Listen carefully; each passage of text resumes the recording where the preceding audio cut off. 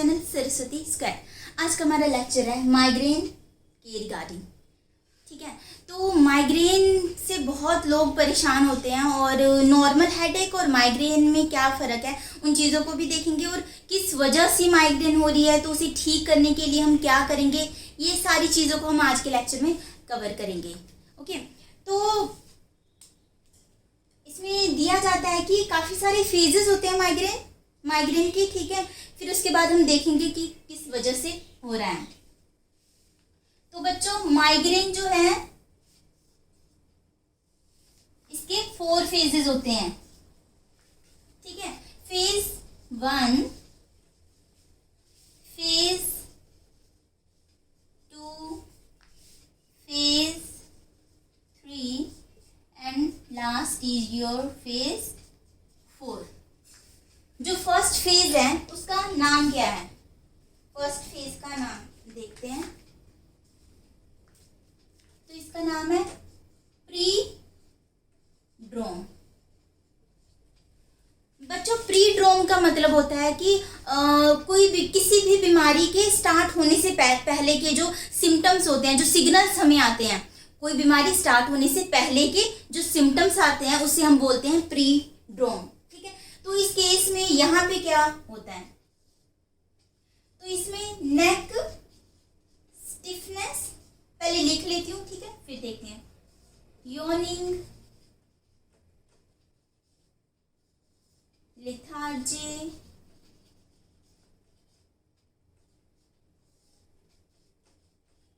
Photophobia. ठीक है, तो ऐसे बहुत सारे सिम्टम्स हैं। ठीक है, इसमें क्या होता है, जो यहाँ के एरिया है, ठीक है, नेक में बहुत ज़्यादा स्टिफनेस सी हमें लगती है, स्टिफनेस हो जाता है, योनिंग जमाई आती है बार बार हमें, और लेथार्जी फील करते हैं हम। ठीक है, कोई भी काम करने का हमारा मन नहीं कर रहा है। ठीक है, फोटोफोबिया, लाइट सेंसिटिविटी बहुत ज़्यादा हो जाती है कि अगर लाइट की तरफ देखोगे ना उस टाइम तो मतलब चिढ़ सी मचेगी आपको लाइट से। ये सारी चीज़ें होती है। इवन आपको स्मेल से भी इरिटेशन होने लग जाती है। ठीक है, स्मेल इरिटेशन। ठीक है, जैसे कुछ कुछ पर्टिकुलर स्मेल हो गई उससे आपको चिड़चिड़ापन आने लग जाता है। तो ये सारे सिम्टम्स हैं बच्चों आपके प्रीड्रोम के, कि अगर ये सब कुछ आपको थोड़ा बहुत हो रहा है ना, मतलब चलो जी आगे माइग्रेन स्टार्ट होने वाला है, ये उसकी निशानियां हैं। उसके बाद सेकंड बच्चों, सेकंड है हमारा ऑरा। ठीक है, इस फेज का नाम है ऑरा। इसमें क्या होता है ऑरा में, इसमें विजुअल इंपेयरमेंट्स होने लग जाती हैं। विजुअल इंपेयरमेंट्स, जैसे कि कईयों को जैसे ये पूरा एरिया ऐसे दिख रहा है ना, बीच में ब्लैक से ऐसे स्पॉट्स दिखने लगेंगे। ठीक है, इस तरीके से ऐसे। ठीक है, और कईयों को हाफ एरिया सही नजर आ रहा है तो हाफ में कुछ ऐसा ब्लैक स्पॉट सा दिख रहा है, कईयों को वो ब्लरी सा दिखने लग जाता है। तो ये सारे विजुअल इंपेयरमेंट्स होने लग जाती हैं। ठीक है, और उसके बाद अगर ईयर की ऑडिटरी की बात कर लें हम तो क्या होता है, टाइनिटस, रिंगिंग सी आवाज। कभी कभी आप लोगों ने नोटिस किया है कि सडनली हम पढ़ रहे होते हैं, कोई काम कर रहे होते हैं, अचानक से कान के अंदर ना सन सा बजने लग जाता है। ऐसे मेरे साथ तो बहुत बार होता है। ठीक है, अजीब सी आवाज आने लग जाती है। ठीक है, तो वो इस तरीके की साउंड है, रिंगिंग साउंड्स। ठीक है, तो मेन ऑरा से मतलब बच्चों क्या है कि सेंसरी स्टिमुलेशंस आप फील करोगे ऑरा वाले फेस में। आपको पता है, जब मैंने माइग्रेन के मतलब जब मैं कॉलेज में थी और माइग्रेन का टॉपिक आया और उसमें ना लिखा होता है कि ऑरा में ऐसा होता है, वैसा होता है, पेन हो रहा है बड़ा। ठीक है, ये सारी चीज़ें होती थी और मुझे नहीं पता था कि माइग्रेन के ऐसे अलग अलग से फेज भी होते हैं। तो मुझे तो ऑरा से एक ही मतलब था, वो था स्पिरिचुअलिटी से, मतलब स्पिरिट से रिलेटेड। बोलते नहीं है कि हर बंदे का अपना एक ऑरा होता है, अपने ऑरे को पॉजिटिव वाइब्रेशन में रखो, कुछ ऐसे। तो मैं सोचती थी, क्योंकि मुझे भी माइग्रेन की बहुत ज़्यादा प्रॉब्लम है। ठीक है, इतनी ज़्यादा भी नहीं, थोड़ी थोड़ी सी है। तो मैं सोचती थी कि सच में यार मतलब इतना पेन होता है माइग्रेन के टाइम में, सच में आत्मा तो चिल्ला ही उठती है। मेरा कुछ ऐसा था और मुझे नहीं पता था कि ओरा कुछ ये है।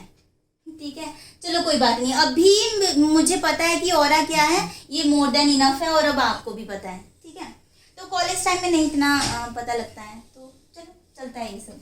और इसमें क्या चीजें हैं वो देखते हैं। हाँ, पैरास्थेसिया मतलब बच्चों नंबनेस, कुछ कुछ जो एरिया है, ठीक है, सुन्न से पड़ जाते हैं, नंबनेस सी हो जाती है। वो नंबनेस हमें कुछ भी कर लो पता नहीं लगता ना, कुछ कुछ एरिया, जस्ट ऐसे नहीं कि पूरी की बॉडी नंब पड़ गई, कुछ कुछ आपके जो एरिया वो नंब से पड़ जाएंगे। फिर और एक बॉडी को चक्कर आते हैं। ठीक है, चक्कर आते हैं, कंफ्यूजन भी होती है। तो ये सारी जो है आपकी ओरा में आते हैं। ठीक है, ये सारी चीजें अगर हम बात करें, जो मोस्ट ऑफ लोग होते हैं उन्हें आप अपनी बुक में देखोगे कि migraine with aura, migraine without aura. ठीक है, तो जिन लोगों को मतलब माइग्रेन की शिकायत है पर ये सारे सिम्टम्स नहीं उनमें दिख रहे हैं, तो उन्हें हम बोल देते हैं माइग्रेन विदाउट ओरा। ठीक है, ये क्लियर है। उसके बाद हम बोल देते हैं कि माइग्रेन विद ओरा, मतलब माइग्रेन में ये सारे सिम्टम्स बच्चों आ रहे हैं, माइग्रेन विद ओरा। इसे हम क्लासिकल माइग्रेन भी बोलते हैं, क्लासिकल माइग्रेन। ओके, उसके बाद है थर्ड फेस है मेन फेस बोलो इसे आप, हेडेक, ये आपका माइग्रेन अटैक जो है इसी में ही आता है। ठीक है, माइग्रेन अटैक, इसमें क्या होता है, जो आपका ये टेम्पोरल एरिया है, ठीक है, इसमें से मतलब बहुत ज़्यादा पेन स्टार्ट हो जाती है, टेम्पर एरिया बोलते हैं, टेम्पोरल एरिया, टेम्पर एरिया। तो यहाँ से ना आपको पल्सेटाइल पेन स्टार्ट हो जाता है, ऐसे टस टस सी पेन। ठीक है, ऐसे जब आप ऐसे नर्व्स चेक करते हो तो वो डुगडुगी सी सुनती है आपको, तो ऐसे यहाँ पे भी उसी तरीके का पेन ऐसे स्टार्ट हो जाता है, और ऐसे हाथ लगाओगे तो आपको वो पल्सेटाइल वाली चीज़ फील होगी। ठीक है, यहाँ पे जब आपको माइग्रेन अटैक आना होगा। ये चीज़ है इसमें। यस, तो इसे हम बोलते हैं यूनिलेटरल, एक तरफ हो रहा है ना, यूनिलेटरल। उसके बाद लिख दें पल्सेटाइल हेडेक। और अगर इस फेस में आप बच्चों ये फेस हो गया है स्टार्ट, बुरी हालत होगी, और ऊपर से आप ट्राई कर रहे हो, कई बार हम बोलते हैं कि कोई बात नहीं, सरदर्दी हो रहा है, अपना काम कर लेते हैं। अगर आप कोशिश करोगे फिजिकल एक्टिविटी करने की तो आपको नोजिया, वॉमिटिंग, डायरिया सब कुछ, मतलब हालत और भी ज़्यादा वर्सन हो जाती है, ख़राब हो जाती है। तो इस फेस में आपको फिजिकल एक्टिविटी तो बिल्कुल भी नहीं करनी है। आप क्या कर सकते हो इस फेस में, हाँ, आप इस फेस में मतलब लाइट सेंसिटिविटी भी हमें होता है माइग्रेन में, है ना, तो रूम के अपनी जो लाइट्स है उसे ऑफ कर दो और डार्क रूम में आराम से लेट जाओ, जस्ट काम डाउन, कुछ नहीं सोचना, स्ट्रेस अपना रिमूव कर दो, और कोई काम करना है उसे भी बाद के लिए छोड़ दो। ठीक है, तो जस्ट रिलैक्स। और इसके बाद मैं दवाइयाँ तो बताऊंगी ही, तो वो ले सकते हो। और सबसे पहले तो ये है कि डार्क रूम में आराम से जाकर लेट जाओ लाइट्स ऑफ करके। ठीक है, ये सारी चीज़ें हैं। तो उसके बाद फोर्थ फेस आपका है बच्चों पोस्टड्रोम। ठीक है, अब जो वो प्रीड्रोम हो गया, ये मतलब बीमारी से पहले जो जो सिम्टम्स आने थे वो सब हो चुका है। अब माइग्रेन अटैक भी हो गया है खत्म। उसके बाद आप इसे ऐसे याद रख लो, वो हैंगओवर फेस है अब। ठीक है, हैंगओवर यहाँ पे लिख दो। हैंगओवर फेस में क्या होगा बच्चों, आपको एक तो अब सारी बीमारी आपकी जा चुकी है, जो पेन है वो भी रिलीफ आपको मिल चुका है। तो यहाँ पे आपको इस फेस में आपको अब कोई भी काम करने का मन नहीं है, आप आराम से बैठ जाओगे। ठीक है, उसके बाद आपकी जो कंसंट्रेशन है वो भी इस टाइम पे तो नहीं होने वाली है, बिल्कुल भी कंसंट्रेशन नहीं होने वाली है। ठीक है, पोस्टड्रोम में ये सारी चीज़ें होती हैं कि मतलब आप एक जगह पे बस फैल के पड़ जाओगे कि अटैक आ गया, उसके बाद अब मुझे चाहिए। जैसे पेन के बाद हम बड़े आराम से बैठ जाते हैं, कितना हल्का हल्का महसूस करते हैं, कोई काम नहीं करना, हमें जो मर्जी हो जाए, अब हमें नहीं कुछ है करना। और अगर चलो धक्के से कर भी लेते हैं तो कन्फ्यूजन सी रहती है, ये सारी चीज़ें रहती हैं। ठीक है, तो ये आपका हैंगओवर फेस है। ओके, तो ये आपके फेज 1, फेज 2, फेज 3, फेज 4, ये आपको फेज 4 करने हैं याद, ठीक है। फेज 4 में आज जो लिख लेते हैं, डिजीनेस है, इरिटेबिलिटी है, ठीक है, और क्या, यस, मेन यही चीजें हैं, ठीक है। और आप लेथार्जी लिख सकते हो यहाँ पे भी, ठीक है। ये सारी चीजें आपकी फेज 4 में। अब हम देख लेते हैं कि ये फेज 4 तो आ गए, इसमें इंटरनली बॉडी में क्या क्या आखिर हुआ है वो चीजें देख लें, ठीक है। चलो यहाँ पे पुअर कंसंट्रेशन भी लिख लेना बच्चों, ठीक है। Poor concentration, okay, poor concentration. तो ये 4 फेजेस हैं, आपको पता होने चाहिए, क्योंकि सेरोटोनिन वाले चैप्टर में माइग्रेन उसकी दवाइयों के बारे में दिया हुआ है, ठीक है। तो सोचा ये भी इम्पोर्टेंट है, समझ ले तभी तो दवाई देंगे। चलो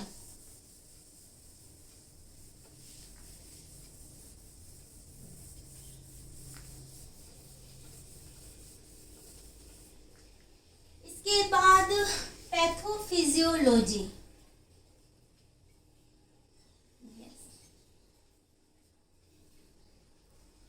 पैथोफिजियोलॉजी में हम देखेंगे कि वैसे तो माइग्रेन के पीछे बच्चों बहुत सारे कॉजेज हैं, बहुत कुछ हैं, ठीक है। जैसे कि जो आपके न्यूरॉन्स है बहुत ज़्यादा एक्साइटेड हो जाते हैं जब, ठीक है, एक्साइटेबिलिटी आ जाती है, तो उस टाइम पे भी जो हेडेक है वो स्टार्ट हो जाता है, ठीक है। बहुत ज़्यादा एक्साइटमेंट भी अच्छी नहीं है, हेडेक हो जाता है। और हम देखेंगे वेजोडाइलेशन का तो है ही है इसमें, और वेजोडाइलेशन की वजह से पेन, माइग्रेन कुछ समझ में नहीं आ रहा ना, चलो देखते हैं कि क्या है, ठीक है। क्या है बच्चों, जो आपके यहाँ ये टेम्पोरल एरिया है बच्चों, और यहाँ से एक नर्व निकलती है, ट्राइजेमिनल नर्व। कौन सी? Trigeminal nerve. ये बच्चों 5th क्रेनियल नर्व है, ठीक है, cranial nerve, 5th cranial nerve है। और चलो लगे हाथ वो भी बता देती हूँ। और ये ट्राइजेमिनल नर्व पूरे क्रेनियल नर्व में सबसे लार्जेस्ट नर्व है, ठीक है, लार्जेस्ट नर्व, पता होना चाहिए ये, है ना, एग्जाम में पूछ लेते हैं इसलिए। Trigeminal nerve is the largest nerve. इसमें से बच्चों 3 ऐसे, मतलब यहाँ पे आपका क्या न्यूरॉन पड़ा हुआ है ना, न्यूरॉन को हम क्या बोलेंगे? न्यूक्लियस, ठीक है, ये है आपका न्यूक्लियस। और न्यूक्लियस पता है ना, न्यूक्लियस तो यही है, उसके बाद जो उसके एक्सॉन्स है, नर्व्स है, वो सारी अलग अलग पार्ट्स में जा रहे हैं, ये सब देखते हैं हम, है ना। तो ये आपका न्यूक्लियस है जो आपके, ठीक है, ट्राइजेमिनल नर्व का जो मेन न्यूक्लियस यहाँ पे पड़ा है, ट्राइजेमिनल न्यूक्लियस आपका पड़ा है टेम्पोरल एरिया पे, ठीक है। बोन्स अगर आपने पढ़ी होंगी तो देखा होगा, है ना, ये फ्रंटल होता है, ये पेरिएटल होता है, ऑक्सीपिटल, ये टेम्पोरल, ठीक है। तो बच्चों यहाँ से ना ऐसे 3 ट्राइजेमिनल की 3 ब्रांचेस निकलती हैं, ठीक है, 3 ब्रांचेस। बच्चों एक जो ब्रांच है ये जा रही है आपकी इस आई एरिया में, ठीक है, ऑफ्थेल्मिक एरिया में जा रही है। दूसरी जो नर्व है अपर जॉ में जा रही है, ठीक है, ये है मैक्सिलरी एरिया। और तीसरी जो नर्व है आपकी लोअर जॉ में जा रही है, ये है mandible area, mandible area, okay. अब ये जो है यहाँ पे प्रेजेंट है बच्चों, ऐसे ऐसे करके बना लें, मतलब यहीं पे कैसे बताऊं, ठीक है, ये मैं इन न्यूरॉन में ना बच्चों रिसेप्टर है एक, ठीक है, कौन सा रिसेप्टर? नोज़िसेप्टर रिसेप्टर। ये मैं इसे ये मतलब कुछ ऐसा साइन बना रही हूँ, नोज़िसेप्टर, ठीक है, नोज़िसेप्टर, पता है, सुना है इसके बारे में, नोज़िसेप्टर के बारे में। ये पेन रिसेप्टर्स होते हैं आपके, ठीक है, ये याद रखना, ये है पेन रिसेप्टर, अब एक्साइटेशन हुई है, एक्साइटेशन होगी तो डीपोलराइजेशन होगा, सोडियम चैनल्स ओपन होंगे। डीपोलराइजेशन होता है तो पता है ना आपको, डीपोलराइजेशन के बाद जो इम्पल्स है वो जा रही है आगे को। ऐसे ही इम्पल्स जो जा रही है तो इसके बाद ये पहुंची यहाँ पे ट्राइजेमिनल नर्व में, और यहाँ पे आपका है ये, ठीक है, ये आपके नोजिसेप्टर्स लगे हुए हैं यहाँ पे, ठीक है, नोजी सेप्टर यहाँ पे देख लो। तो यहाँ से क्या हो रहा है आपके बच्चों, अब नर्व इम्पल्स आ रही है तो आपके यहाँ पे क्या न्यूरोट्रांसमीटर्स रिलीज होंगे। क्या रिलीज हो रहे हैं? Neuro transmitter. देख ले कौन कौन से न्यूरो ट्रांसमीटर रिलीज हो रहे हैं बच्चों। ये सारे पेन से रिलेटेड ही होंगे, सब्सटेंस पी, ठीक है, ये सारे वेजोडाइलेशन ही करेंगे। और वीआईपी बोलते हैं, ये क्या है? वेजो एक्टिव, या वेजो एक्टिव, क्या था इसका नाम? वेजो एक्टिव पेप्टाइड ही है ये, वेजो एक्टिव पेप्टाइड। और CGRP, calcitonin gene related peptide, vaso active intestinal peptide, ये आपके ये इंटेस्टाइन में प्रेजेंट है, ठीक है, वहाँ पे जो वेजोडाइलेशन वगैरह वहाँ पे कर रहे हैं इंटेस्टाइन में, ठीक है। और सब्सटेंस भी पेन से रिलेटेड हो गया, ये भी आपका वेजोडाइलेशन कर रहा है। तो ये सारे रिलीज हो रहे हैं, और ये सारे बच्चों क्या कर रहे हैं? ये कर रहे हैं वेजोडाइलेशन। तो यहाँ बना दो, ये आपकी ब्लड वेसल्स है, ये निकले, ये आपके रिलीज हो गए, ठीक है। और ये अब ये न्यूरोट्रांसमीटर रिलीज हुए हैं, कहीं जाएंगे, कहीं पर लगेंगे, फिर उसके बाद अपना एक्शन शो करेंगे, यही होता है। तो यहाँ पे बच्चों ब्लड वेसल्स के पास ऐसे बना देती हूँ, ठीक है, आपको समझ आ जाएगा। यहाँ पे इनके रिसेप्टर्स प्रेजेंट है, ये सारे आकर लग गए यहाँ पे, ठीक है। और इन्होंने क्या कर दिया? अब कर दिया वेजोडाइलेशन। वेजोडाइलेशन मतलब ये ठीक है, ऐसी स्पेस बढ़ गई, ठीक है, वेजोडाइलेशन, ठीक है। वेजोडाइलेशन के बाद क्या होता है? देखा है ना हमने, वेजोडाइलेशन के बाद जितना भी फ्लूइड है, फ्लूइड लीकेज हो जाता है, ठीक है। कई बार आप माइग्रेन में देखोगे तो ये जो एरिया है वो थोड़ा फूले फूले से लगते हैं, ठीक है, लगते क्या फूले फूले से होते हैं, ये फ्लूइड जो है निकल के बाहर आ रहा है, इस वजह से होते हैं। और ये यहीं पे रुक नहीं रहे हैं, इन्होंने ये काम तो कर दिया। आपने देखा इन्फ्लामेशन के प्रोसेस में ऐसे ही होता है कि एक बार अब ये सारा मटेरियल लीक हो गया, एक बार बच्चों लीक हो गया, उसके बाद आपकी जो इन्फ्लामेशन है वो तो स्टार्ट हो ही जाएगी, ठीक है, इन्फ्लामेशन प्रोसेस स्टार्ट हो जाएगा। अभी ये रुके नहीं है, ये करेंगे दूसरा भी काम। वो क्या करेंगे? मास्ट सेल आपका है, ठीक है, ये आपका मास्ट सेल है, ठीक है। अब यहाँ पे भी इनके ये रिसेप्टर्स ऐसे ऐसे लगे हुए हैं, तो आपके न्यूरोट्रांसमीटर्स आए इधर, ठीक है। अब बच्चों बीच में क्या प्रेजेंट होता है? हमने देखा था मेडिएटर्स है प्रेजेंट। तो आपका यहाँ से क्या रिलीज हुआ? रेड से लिख देती हूँ, हिस्टामिन, प्रोस्टाग्लैंडिन्स, ठीक है, ये हो गए आपके रिलीज। अब हमें पता है ये तो सिचुएशन को और ज़्यादा वर्सन करने वाले हैं, ठीक है।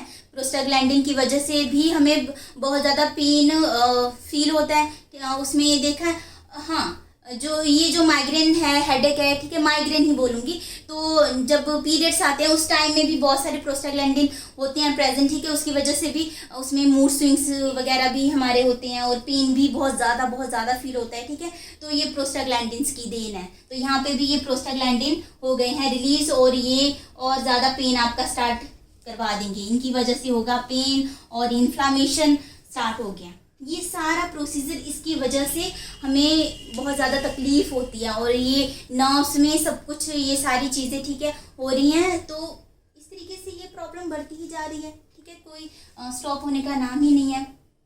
तो बच्चों एक बार जो फेस बनाया था उसका ग्राफ देख लें हम। ग्राफ में अगर देखें, मैंने टाइम पीरियड नहीं बताया ना आपको, फेजेस के टाइम वो बताती हूँ, कोई बात नहीं। आप ऐसे करो, टाइम लिख लो फेजेस के जो हमने किए थे ना, अभी यहाँ पे लिख देती हूँ, ठीक है। फेज 1 जो है बच्चों, जो फेज 1 है ये कुछ आवर्स से स्टार्ट होगा, मतलब कुछ घंटों से लेकर डेज तक होता है, ठीक है। कुछ घंटों से लेकर कुछ दिनों तक ये फेज चलता है, ठीक है। जो प्री ड्रोम आपका जो फेज है वो वाला। अगर फेज 2 की बात करें तो बच्चों ये आपका आप ले लो 5 मिनट से लेकर 60 मिनट तक, लगभग 1 घंटे तक हो रहा है ये सेकंड फेज। सेकंड फेज कौन सा था? ऑरा वाला फेज, ठीक है, ऑरा वाला फेज। थर्ड अगर हम देखें जिसमें अटैक आ रहा है बच्चों, ये आपका 4 आवर्स से लेकर 72 आवर्स तक, काफी लंबा चलता है ये, ठीक है, जो माइग्रेन अटैक वाला फेज है। और फोर्थ वाला आप ले लो 24 से 48 घंटे तक, ठीक है। फेज 1 जो है प्रीडोम, ये आपका चला कुछ घंटों से कुछ दिनों तक। फिर उसके बाद जो दूसरा है 5 मिनट से लेकर 60 मिनट तक चला। थर्ड फेज आपका 4 आवर्स टू 72 आवर्स। उसके बाद सॉरी, थर्ड के बाद फोर्थ 24 टू 48 आवर्स। ये चीजें नोट कर लेना, ठीक है। तो ये सारी चीजें हो रही हैं। उसके बाद अब आपको पैथोफिजियोलॉजी कुछ समझ में आई कि क्या हो रहा है। अब हम लगे हाथ ड्रग्स देख लेते हैं, ठीक है। क्या करूँ, ब्लैक बोर्ड पड़ जाता है छोटा, ये रब कर दूं, ये ठीक है, यहाँ से मैं रब कर रही हूँ। अब जो जो चीजें बच्चे वेजोडाइलेशन कर रहे हैं ना, वो तो माइग्रेन को बढ़ावा ही देंगे, ठीक है। वेजोडाइलेशन आपने देखा, वेजोडाइलेशन से क्या क्या हो रहा है, ठीक है। सारा का सारा मटेरियल बाहर जा रहा है, इन्फ्लामेशन का प्रोसेस स्टार्ट हो रहा है, फिर आपका यहाँ आकर ये प्रोस्टाग्लैंडिन हिस्टामिन भी रिलीज करवा रहे हैं, ये सारी चीजें कर रहे हैं। ड्रग्स की अगर हम बात करें तो अब प्रोस्टाग्लैंडिन्स है तो हम नसेट्स दे सकते हैं, है ना, नसेट्स दे सकते हैं बच्चों, ऑफ कोर्स हम दे सकते हैं। Non steroidal anti inflammatory drugs, ठीक है, नॉन स्टेरॉइडल। इसमें बच्चों आप आइबुप्रोफेन दे दो, डाइक्लो दे दो, ठीक है।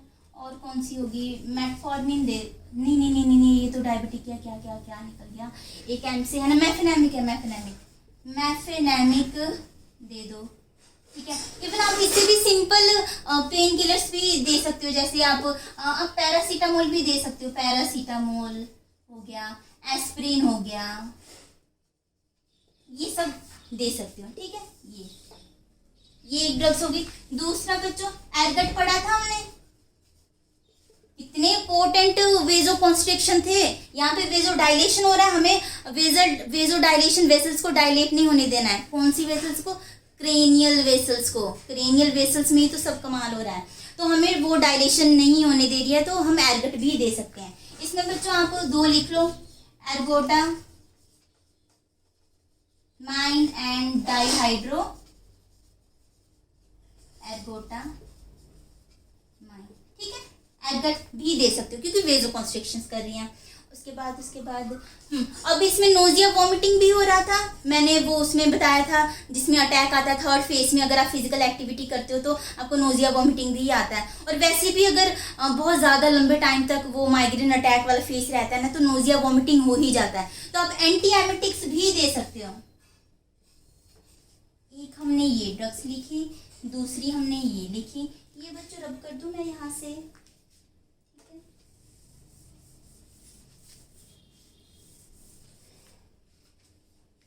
तो थर्ड हमने एंटी एमेटिक्स, ठीक है। इसमें बच्चों मेटोक्लोप्रामाइड, अरे इससे भी आसान वाली जो आपको पता ही होगी, डोमपेरिडोन, ठीक है। फिर प्रोमिथाजेन, ये सारी ड्रग्स आप दे सकते हो। एंटी एमेटिक होगी, हाँ आपकी बुक में दिया होगा ट्रिप्टान्स, है ना, ट्रिप्टान्स, ठीक है, सुमा ट्रिप्टान। आपकी ना बहुत सारी ड्रग्स दी हुई है, पीछे ट्रिप्टान ट्रिप्टान ट्रिप्टान लगा हुआ है, ठीक है, सुमाट्रिप्टान। ये हमने देखा भी था, ये 5H1D1B पे लग रही है इस रिसेप्टर पे। देखा गया कि जैसे कि मैंने बताया कि माइग्रेन के पीछे बहुत सारे रीजंस रहते हैं, तो बोलते हैं कि सेरोटोनिन बच्चों क्या कर रहा था, वेजोकॉन्स्ट्रिक्शन कर रहा था, याद है ना, वेजोकॉन्स्ट्रिक्शन कर रहा था। जब बोलते हैं कि उसका लेवल कम हो जाता है, तो उसका लेवल कम हो गया तो मतलब कि ऑटोमेटिक वेजो डायलेशन हो रहा है, तो अब हमें वेजोकॉन्स्ट्रिक्शन करवाना है, ठीक है, अपने माइग्रेन को ठीक करवाना है, तो हम सेरोटोनिन के लेवल को करेंगे इंक्रीज करेंगे, ठीक है। तो इस वजह से सुमाट्रिप्टान्स काम आ रहे हैं, हमारी जो सेरोटोनिन के लेवल को ये कर रहे हैं इंक्रीज, क्योंकि बच्चों ये एगोनिस्ट है ना, सेरोटोनिन एगोनिस्ट है, भूल तो नहीं गए। तो ये 5HT1D1B पर लगकर अपना काम करेंगे। फिर इसके बाद आपके ना एग्जाम में बहुत ऐसे क्वेश्चंस पूछ लेते हैं माइग्रेन में, फेसेस का भी पूछ लेते हैं, तो पता होना चाहिए। एक आपकी ड्रग है, कहाँ पे लिखूं,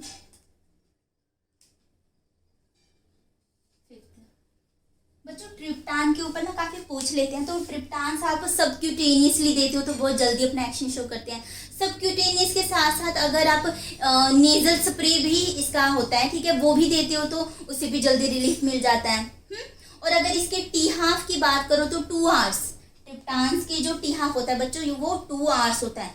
और हाँ, एक वो इम्पोर्टेंट चीज़ थी कि आपकी ये ट्रिप्टान्स जो है, ठीक है, बुक में ट्रिप्टान्स को काफ़ी एम्फेसाइज किया हुआ है, इसलिए बता रही हूँ कि इसकी वजह से जो प्रॉब्लम आती है कि आपका जो कोरोनरी स्पाज्म भी होता है, कोरोनरी वेसल्स बताया था, जो हार्ट को घेरे हुई हैं, जो नर्व्स, ठीक है, हार्ट को ब्लड सप्लाई कर रही हैं, उसके ऊपर घेर के बैठी हैं, वो है कोरोनरी वेसल्स। तो उनमें प्रॉब्लम आ जाती है, जिसकी वजह से आपका मतलब जिसे हार्ट की प्रॉब्लम ऑलरेडी ही है या शुरू भी हुई है, तो हार्ट पेशेंट्स के लिए मतलब प्रॉब्लमेटिक हो सकते हैं आपके ट्रिप्टान्स, ठीक है, ये बात याद रखना। ट्रिप्टान्स का जो भी ड्रग्स आपकी वेजोकॉन्स्ट्रिक्शन कर रही है, ठीक है, वो आपके हार्ट पेशेंट्स के लिए हो सकती है खतरनाक, तो आप कॉन्ट्राइंडिकेशन में ये चीज़ लिख सकते हो। उसके बाद क्या बताने वाली थी मैं, हाँ, टोपिरामेट, ये बच्चों एंटी एपिलेप्टिक ड्रग है। एपिलेप्सी में भी क्या हो रहा है, सारे न्यूरो ट्रांसमीटर जो एक्साइटेटरी न्यूरो ट्रांसमीटर वो आसमान छू रहे हैं, बढ़ रहे हैं, तो टोपिरामेट क्या कर रहा है, टोपिरामेट का एक्शन क्या है, वही काम यहाँ पे भी आ रहा है बच्चों। टोपिरामेट कर रहा है इंक्रीज कर रहा है ये गाबा की एक्टिविटी को, बच्चों गाबा गामा अमाइनोब्यूटारिक एसिड, और ये इनहिबिटरी न्यूरोट्रांसमीटर है, याद है, इनहिबिटरी न्यूरो ट्रांसमीटर, ठीक है। तो ये इंक्रीज कर रहा है इनहिबिटरी को, डिक्रीज कर रहा है बच्चों एक्साइटेटरी को, तो हो रही है ना प्रॉब्लम सॉल्व, तो डिक्रीज कर रहा है एक्साइटेटरी को, तो इस वजह से टोपिरामेट भी यूज होता है। प्रोफाइलैक्सिस ऑफ माइग्रेन में यूज होता है। प्रोफाइलैक्सिस मतलब बच्चों की जैसे हम प्रोफाइलैक्सिस बोले तो बीमारी को होने से पहले ही हम ठीक कर देते हैं ना, जैसे बचपन में आपकी इंजेक्शन वैक्सीनेशन होती है, वो क्या है, प्रोफाइलैक्सिस है कि फ्यूचर में जाके ये बीमारियां ना हो, इस वजह से होती हैं, ठीक है। तो आपके प्रोफाइलैक्सिस ऑफ माइग्रेन में टोपिरामेट भी यूज होती है, ठीक है। तो ये सारी बच्चों ड्रग्स थी, होप सो आपको समझ आई ये ड्रग्स किस वजह से किस तरीके से काम कर रही हैं, ठीक है। हमने पढ़ा था कि माइग्रेन में एक्साइटेटरी न्यूरोट्रांसमीटर जो है वो इंक्रीज हो जाता है, ठीक है, और डिपोलराइजेशन हो जाती है, ये सारी चीज़ें हो रही हैं। एक बार समराइज कर दो एंड में, खिचड़ी सी बन गई है काफ़ी, ठीक है। हमने स्टार्ट किया था माइग्रेन के फेसेस से। फर्स्ट फेस बच्चों प्रीड्रोम हो गया, ठीक है। प्रीड्रोम में क्या हो रहा था, ये आपके जो स्टिफनेस है, ठीक है, जो नेक में स्टिफनेस आ रही थी वो हो रहा था। उसके बाद क्या हो रहा था, स्टिफनेस हो रही थी, कन्फ्यूजन्स भी हो रही थी हमें, ठीक है, और क्या लिखार्जी आ रही थी हमें, और ऊपर से जो स्मेल है उससे भी इरिटेशन होनी स्टार्ट हो गई थी, और लाइट की वजह से भी इरिटेशन हो रही थी, फोटोफोबिया हो रहा था, फोनोफोबिया हो रहा था, ये सारी चीज़ें हो रही थी। वाह, हाँ, मूड स्विंग्स भी होते हैं, ठीक है, आपके प्रीड्रोम में। उसके बाद सेकंड की अगर हम बात करें, सेकंड फेज हमारा कौन सा था बच्चों, याद करो, प्रीडोम के बाद हमारा जो सेकंड फेज है ओरा फेज है। ओरा में हमने देखा था जो भी आपकी सेंसरी स्टिमुलेशंस है, ठीक है, वो सारी कि विजुअल इम्पेयरमेंट्स हो रही हैं, विजुअल हो बच्चों चाहे ऑडिटरी, सुनने में चाहे देखने में, ये टेम्पररी है, परमानेंट मत लिख देना, टेम्पररी प्रॉब्लम्स है ये सारी, ठीक है। और उसके बाद थर्ड हमने देखा था जिसमें आपको अटैक आ रहा है, ठीक है, हेडेक, ठीक है, एक साइड पे अटैक आ रहा है आपका, पल्सेटाइल हेडेक हो रहा है, ठीक है, ऐसे ही डब डब सी बीट सी बजती है। तो अगर उसमें आप कोई फिजिकल एक्टिविटी करते हो तो आपको और भी ज़्यादा आपकी जो माइग्रेन अटैक है और भी ज़्यादा वर्सन हो जाती है। फोर्थ, उसके बाद हमने फोर्थ देखा था पोस्ट ड्रोम, अब हैंगओवर फेस है, ठीक है, अटैक आ गया, उसके बाद हम पुअर कंसंट्रेशन हो गई है, हमें कोई काम करने का मन नहीं कर रहा है, ठीक है, ये सारी चीज़ें हमने 4 फेसेस देखे थे उसमें। और टाइम की बात करें तो फर्स्ट फेज की जो टाइमिंग है बच्चों कुछ घंटों से कुछ दिनों तक है। सेकंड फेज की जो आपकी टाइमिंग है, ठीक है, उसका क्या टाइम है, 5 मिनट से लेकर 60 मिनट तक है। थर्ड फेज की जो टाइमिंग है बच्चों वो क्या है आपकी, याद करो, 4 आवर्स टू 72 आवर्स है, और लास्ट में 24 टू 42 आवर्स, ये टाइम भी आपको याद रखना है, ठीक है। उसके बाद हमने पैथोफिजियोलॉजी देखी थी। पैथोफिजियोलॉजी में हमने देखा कि क्यों फेस में ही इतनी सारी प्रॉब्लम, आखिर क्यों माइग्रेन में, क्योंकि ट्राइजेमिनल नर्व जो यहाँ से आ रही है अपनी 3 ब्रांचेस लेकर, ठीक है, आंखों के पास आ रही है, अपर जो पे आ रही है, लोअर जो पे आ रही है, 3 नर्व्स लेकर, ठीक है, वहाँ पे लगे नोसिसेप्टर, स्पेन रिसेप्टर, जो डिपोलराइजेशन हुआ, ठीक है, उसकी वजह से क्या हुआ, न्यूरोट्रांसमीटर रिलीज हुए, सब्सटेंस पी, वेजोएक्टिव इंटेस्टिनल पेप्टाइड आपके, और उसके बाद तीसरा कहाँ पे गया, CGRP था, ठीक है, आपका कैल्सिटोनिन जीन रिलेटेड पेप्टाइड था। ये तीनों ने क्या किया, जो ब्लड वेसल्स में आपके लगे थे रिसेप्टर्स, इनके रिसेप्टर वहां लगे थे ब्लड वेसल्स में, जाके वहां पे लग के इन्होंने क्या किया, वेजो डायलेशन कर दिया। वेजो डायलेशन हुआ, आपका सारा फ्लूइड निकल के ब्लड वेसल से बाहर आ गया, बाहर आने के बाद इन्होंने लीक हो गए हैं, ठीक है, उसके बाद इन्फ्लामेटरी प्रोसेस सारा, अब एक बार कोई चीज़ ब्लड वेसल से बाहर जा चुकी है उसके बाद आपके जो वो इम्यून सिस्टम है वो अचानक से अलर्ट हो जाता है, ठीक है, तो वो इन्फ्लामेशन का प्रोसेस स्टार्ट कर देता है। न्यूरोट्रांसमीटर यहाँ नहीं रुके थे, इन्होंने दूसरा काम भी कर डाला, मास्ट सेल में जाके इन्होंने क्या किया, यहाँ पे इनके रिसेप्टर थे वहाँ पे भी लगे, वहाँ पे हिस्टामिन और प्रोस्टाग्लैंडिन को कर दिया रिलीज, जिसकी वजह से आपको पेन हुई और ज़्यादा प्रॉब्लम होने लग गई, ठीक है। तो ये सारी हमने पैथोफिजियोलॉजी में देखा था। फिर उसके बाद मेडिसिन की बात करें तो हम नसेट्स दे रहे हैं, आईबू, डाइक्लो, मेफेनामिक, पैरासीटामोल, एस्प्रिन, ये सारी चीज़ें आप दे सकते हो, ठीक है। Second ergot, ergotamine, dihydroergotamine. Third anti emetic, ठीक है, एंटी एमेटिक में ये सारी ड्रग्स है, मेटोक्लोप्रामाइड, डोम्पेरेडोम, प्रोमेथाजिन होगी, और भी लिख सकते हो बच्चों। उसके बाद ट्रिप्टान्स हो गए, ठीक है, ये सारी की जो सारी ड्रग्स हैं बच्चों क्या करिए, एर्गट होगी, ट्रिप्टान हो गए, ठीक है, ये क्या करिए, वेजो कॉन्स्ट्रिक्शन कर रही है, ठीक है, कॉन्स्ट्रिक्शन कर रही है, क्योंकि माइग्रेन में हो रहा था वेजो डायलेशन, हमें वो उसका ऑपोजिट करना, कॉन्स्ट्रिक्शन करना, उसे ठीक करने के लिए। उसके बाद में टोपिरामेड क्या कर रहा था, एक्साइटेटरी न्यूरोट्रांसमीटर को कर रहा था डिक्रीज, और इनहिबिटरी न्यूरोट्रांसमीटर को कर रहा है इंक्रीज। तो ये सारी मेडिसिन आपको माइग्रेन से मुक्ति दिलाएंगी। बच्चों स्टिल आपको कोई कंफ्यूजन होगी, ठीक है, तो कमेंट बॉक्स में बताना, तो मैं आपके जो डाउट्स होंगे इसमें, ठीक है, जितना मुझे पता होगा, ऑफकोर्स वैसे तो सब कवर करा ही दिया है ना, कोई डाउट्स होंगे कमेंट बॉक्स में बताना, मैं आपके सारे डाउट्स को अच्छी तरीके से क्लियर कर दूंगी। Okay, bye, thank you.